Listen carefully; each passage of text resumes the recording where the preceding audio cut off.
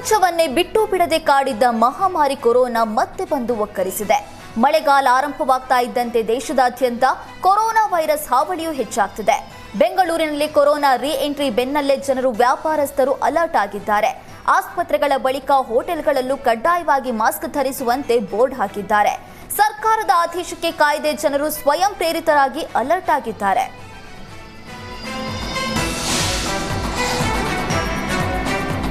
ಪ್ರಪಂಚವನ್ನೇ ಬಿಟ್ಟು ಬಿಡದೆ ಕಾಡಿದ್ದ ಮಹಾಮಾರಿ ಕೊರೋನಾ ಮತ್ತೆ ಬಂದು ಒಕ್ಕರಿಸಿದೆ. ಮಳೆಗಾಲ ಆರಂಭವಾಗ್ತಾ ಇದ್ದಂತೆ ದೇಶದಾದ್ಯಂತ ಕೊರೋನಾ ವೈರಸ್ ಹಾವಳಿಯೂ ಹೆಚ್ಚಾಗ್ತಿದೆ. ರಾಜ್ಯದಲ್ಲಿ ದಿನೇ ದಿನೇ ಕೊರೋನಾ ಹೆಮ್ಮಾರಿ ಹೆಚ್ಚಳವಾಗ್ತಿದೆ. ಶಿವಮೊಗ್ಗದಲ್ಲಿ 75 ವರ್ಷದ ವೃದ್ಧನಿಗೆ ಕೊರೋನಾ ಸೋಂಕು ದೃಢಪಟ್ಟಿದೆ. ಹಾವೇರಿ ಜಿಲ್ಲೆಯ ವೃದ್ಧ ಮೇ 19ರಂದು ಹೃದಯ ಸಂಬಂಧಿ ಕಾಯಿಲೆ ಕಾರಣಕ್ಕೆ ಮೆಗ್ಗಾನ್ ಆಸ್ಪತ್ರೆಗೆ ದಾಖಲಾಗಿದ್ರು. ಒಂದು ವಾರದಿಂದ ಮೆಗ್ಗಾನ್ ಆಸ್ಪತ್ರೆಯಲ್ಲಿ ಚಿಕಿತ್ಸೆ ಪಡಿತಾ ಇದ್ರು. ಕಫ ಇದ್ದ ಕಾರಣ ಕೊರೋನಾ ಟೆಸ್ಟ್ಗೆ ಒಳಪಡಿಸಲಾಗಿತ್ತು. ಆರ್ಟಿಪಿಸಿಆರ್ ಟೆಸ್ಟ್ ಬಳಿಕ 75 ವರ್ಷದ ವೃದ್ಧನಿಗೆ ಕೊರೋನಾ ದೃಢವಾಗಿರುವುದು ಬೆಳಕಿಗೆ ಬಂದಿದೆ.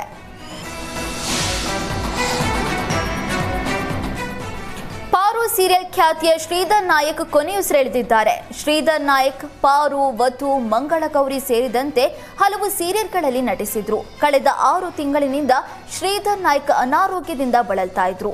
ಬೆಂಗಳೂರಿನ ಹೆಬ್ಬಾಳದ ಬ್ಯಾಪ್ಟಿಸ್ಟ್ ಆಸ್ಪತ್ರೆಯಲ್ಲಿ ಶ್ರೀಧರ್ ನಾಯಕ್ ಚಿಕಿತ್ಸೆ ಪಡಿತಾ ಇದ್ರು. ಚಿಕಿತ್ಸೆ ಫಲಕಾರಿಯಾಗದೆ ವಿಧಿವಶರಾಗಿದ್ದಾರೆ.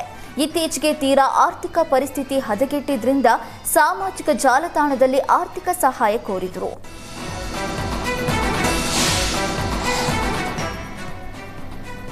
ಬೆಂಗಳೂರಿನ ಬಂಡೆ ಮಹಾಕಾಳಿ ದೇಗುಲ ಅರ್ಚಕ ಶಶಿಕುಮಾರ್ ವಿರುದ್ಧ ಎಫ್ಐಆರ್ ದಾಖಲಾಗಿದೆ.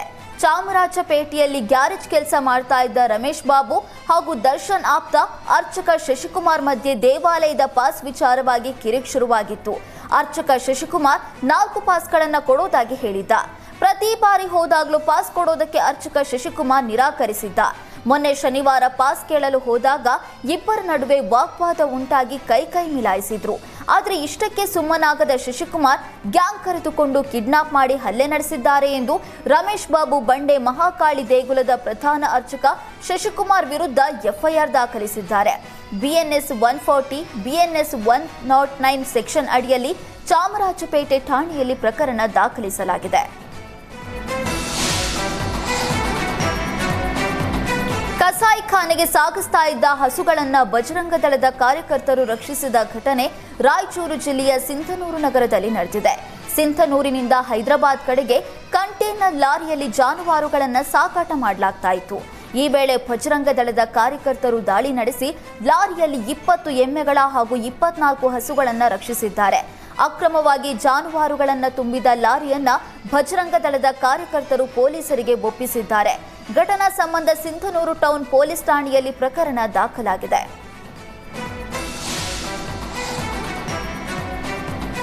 ಅಪ್ರಾಪ್ತ ಚಲಾಯಿಸುತ್ತಿದ್ದ ಸ್ಕಾರ್ಪಿಯೋ ಕಾರು ಪಲ್ಟಿಯಾದ ಘಟನೆ ಮಂಡ್ಯ ಜಿಲ್ಲೆಯ ಶ್ರೀರಂಗಪಟ್ಟಣ ತಾಲೂಕಿನ ಬೊಮ್ಮಾರು ಅಗ್ರಹಾರದ ಬಳಿ ನಡೆದಿದೆ. ಅತಿ ವೇಗ ಹಾಗೂ ಅಜಾಗರೂಕತೆ ಚಾಲನೆಯಿಂದ ನಿಯಂತ್ರಣ ತಪ್ಪಿ ಕಾರು ಪಲ್ಟಿಯಾಗಿದೆ. ಕಾರು ಪಲ್ಟಿಯಾಗ್ತಾ ಇದ್ದಂತೆ ಕಾರು ಬಿಟ್ಟು ಅಪ್ರಾಪ್ತ ಯುವಕ ಪರಾರಿಯಾಗಿದ್ದಾನೆ. ಅದೃಷ್ಟವಶಾತ್ ಯಾವುದೇ ಪ್ರಾಣಹಾನಿ ಸಂಭವಿಸಿಲ್ಲ. ಘಟನಾ ಸಂಬಂಧ ಶ್ರೀರಂಗಪಟ್ಟಣ ಗ್ರಾಮಾಂತರ ಪೊಲೀಸ್ ಠಾಣೆಯಲ್ಲಿ ಪ್ರಕರಣ ದಾಖಲಾಗಿದೆ.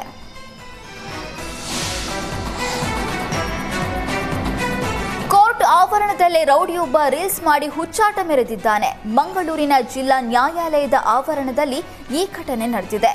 ಪ್ರಕರಣವೊಂದರ ಆರೋಪಿ ಇಮ್ರಾನ್ ಕೋರ್ಟ್ಗೆ ಬಂದಿದ್ದ. ಈ ವೇಳೆ ಪೊಲೀಸರು ಜೊತೆ ಇರುವಾಗಲೇ ಧೂಮಪಾನ ಮಾಡ್ತಾ ಇರುವ ರೀಲ್ಸ್ ಮಾಡಿದ್ದಾನೆ.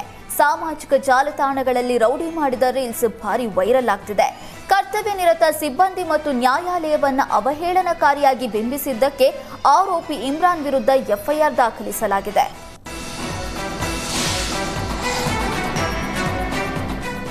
ಉತ್ತರ ಕನ್ನಡ ಜಿಲ್ಲೆಯ ಹೊನ್ನಾವರ ತಾಲೂಕಿನ ಹೊಸಾಡು ಸೇರಿದಂತೆ ಹಲವೆಡೆ ಅಕ್ರಮ ಮರಳು ದಂಧೆ ಎಗ್ಗಿಲ್ಲದೆ ನಡೀತಾ ಇದೆ. ಈ ಬಗ್ಗೆ ಸುವರ್ಣ ನ್ಯೂಸ್ ವರದಿ ಪ್ರಸಾರ ಮಾಡಿತ್ತು.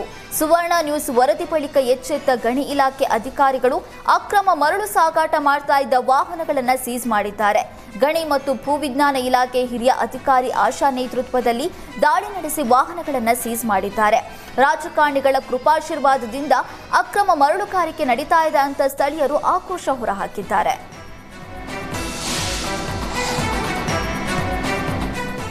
ಪ್ರತಿದಿನ 2 ಬಾರಿ ರಸ್ತೆ ದಾಟುವ ಗಜರಾಜನ ವಿಡಿಯೋ ಜಾಲತಾಣಗಳಲ್ಲಿ ಭಾರಿ ವೈರಲ್ ಆಗ್ತಿದೆ.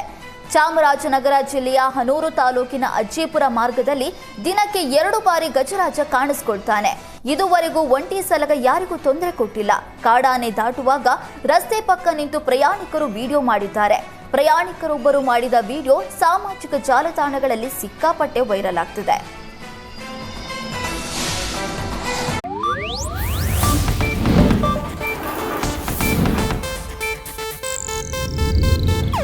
ಇದು ಏಷ್ಯಾನೆಟ್ ನ್ಯೂಸ್ ನೆಟ್ವರ್ಕ್ ಪ್ರಸ್ತುತಿ.